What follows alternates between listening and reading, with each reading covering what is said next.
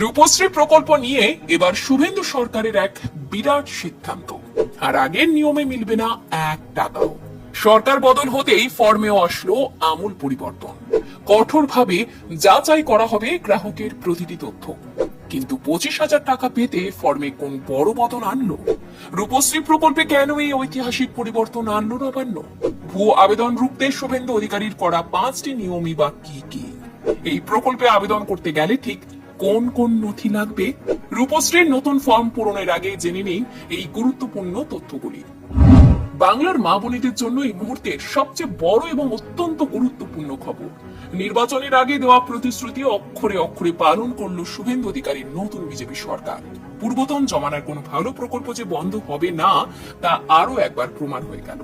গরিব পরিবারের তরুণীদের বিয়ের জন্য দেওয়া রূপশ্রী প্রকল্পের 25,000 টাকা দেওয়া পুরো দমে চালু রাখছে নবান্ন। তবে হ্যাঁ, এবার আর সরকারি টাকার অপচয় বা ভুয়ো আবেদন করে কাটমানি খাওয়া চলবে না। জালিয়াতি ও জবরদখল রুখতে রূপশ্রী প্রকল্পের আবেদন ফর্মে এক নজিরবিহীন বিরাট পরিবর্তন নিয়ে এলো রাজ্য সরকার।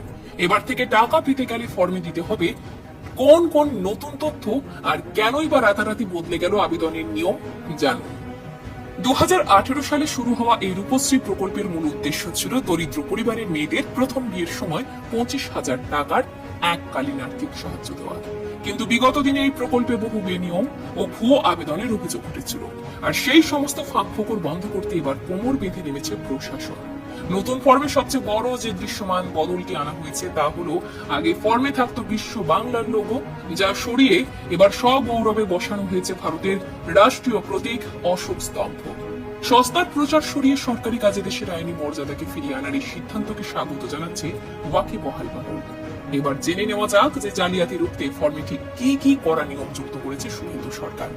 নতুন নিয়ম অনুযায়ী এবার থেকে আবেদনকারী পাত্রীর ভোটার কার্ড বা এপিক নাম্বারের তথ্য দেওয়া বাধ্যতামূলক করা হয়েছে।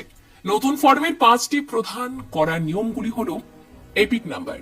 পুরনো ফর্মে মোবাইল নাম্বারের পর সরাসরি ব্যাংক অ্যাকাউন্ট দিতে হতো, এবার বাধ্যতামূলকভাবে ভোটার কার্ডের নাম্বার দিতে হবে। ভোটার তালিকার প্রমাণ। আবেদনকারীর নাম চূড়ান্ত ভোটার তালিকায় আছে কিনা তা নিশ্চিত করতে পার্ট নাম্বার এবং সিরিয়াল নাম্বার ফর্মে লিখতে হবে। পরিবারের তথ্য। যদি কোনো নতুন ভোটারের নাম এখনো পর্যন্ত চূড়ান্ত তালিকায় না উঠে থাকে, তবে তার পরিবারের যে কোনো একজন সদস্যের এপিক নাম্বার দেওয়ার জন্য নতুন কলাম যোগ করা হয়েছে। Acknowledgement slip. ভোটার তালিকায় নাম তোলার জন্য নতুন আবেদন করে থাকলে তার একনলেজমেন্ট স্লিপ জমা দেওয়া অত্যন্তভাবে বাধ্যতামূলক। আইনি ঘোষণা। ট্রাইব্যুনালে কোনো আবেদন করা হয়েছে কিনা তা হ্যাঁ বা না অপশনে স্পষ্ট জানাতে হবে।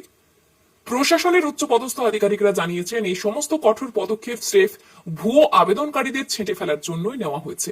অনেক ক্ষেত্রে দেখা যেত যে আইনি বয়স হওয়ার আগেই কিংবা দ্বিতীয় বিয়ের ক্ষেত্রেও জালিয়াতি করে সরকারি টাকা তুলে নেওয়া হতো, যা সম্পূর্ণ আইনত অপরাধ। নতুন ফর্মের এই কড়া স্ক্রুটিনির ফলে স্রেফ যোগ্য ও প্রকৃত অভাবী তরুণীরাই বিয়ের আগে সরাসরি নিজেদের ব্যাংক অ্যাকাউন্টে এই 25,000 টাকা পেয়ে যাবেন। তবে প্রকল্প বন্ধ না করে তার ভেতরে দুর্নীতিকে সাফ করার এই শুভেন্দু মডেল আজ কিন্তু বাংলার বুকে স্বচ্ছ প্রশাসনের এক নতুন নজির সৃষ্টি করলো। তোষণার কাটমানির অন্ধকার সরিয়ে এইভাবেই তো এগিয়ে চলেছে নতুন বাংলা।